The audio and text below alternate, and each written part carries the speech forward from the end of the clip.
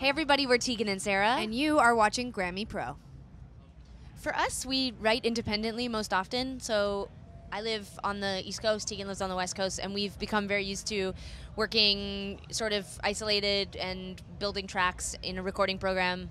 Once they're sort of 70-ish% done, we'll send them back and forth to each other, and we'll add additional ideas or give feedback, arrangement, advice, that sort of thing.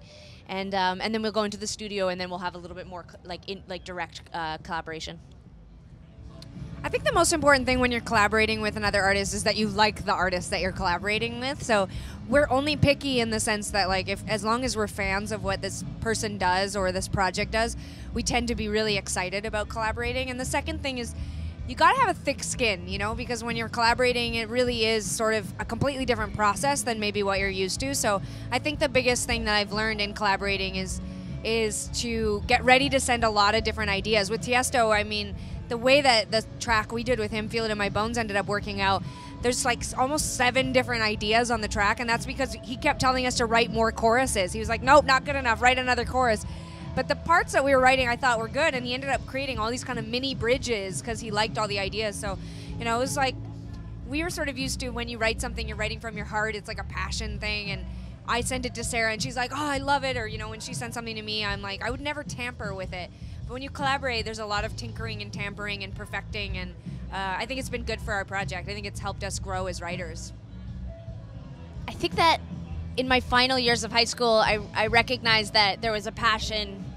Music was so interesting to us. The culture of music was very interesting to us.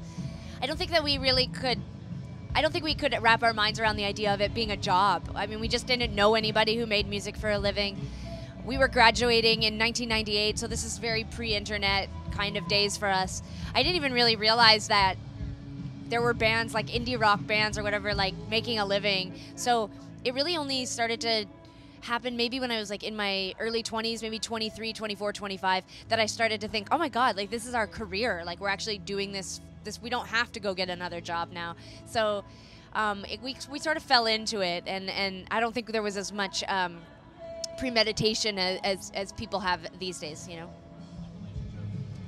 When we first started playing music, one of our friends was very nerdy. We used to think he was a nerd, but he was really into web pages and built us a web page. So we had a Sara and Tegan web page, and on it was basically just a few pictures of us and an address you could email us at. And I used to sit for hours and hours and hours in my mom's office waiting for the spinning wheel of doom, to load on dial-up emails from fans.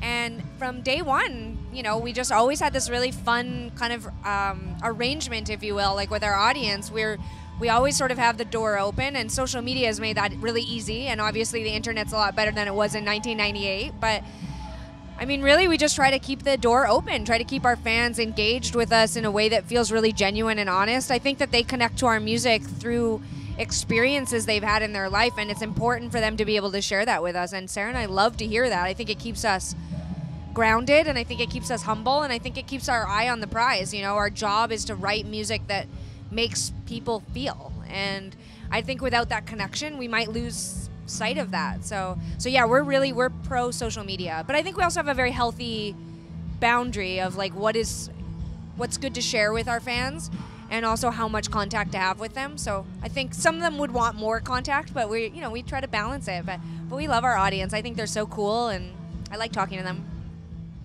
I think over the years we've actually become much more comfortable playing festivals, and in some cases I'm starting to probably enjoy the experience more so than playing smaller shows. And not that size matters in this situation when you're playing music, but there is something really exciting, and there's sort of there's all these unknown variables when you're playing a festival, and there's a thrill in sort of like having a successful set at a festival, whereas when it's our own shows, we're so much more in control of what's happening, the environment, the stage, the fan interaction.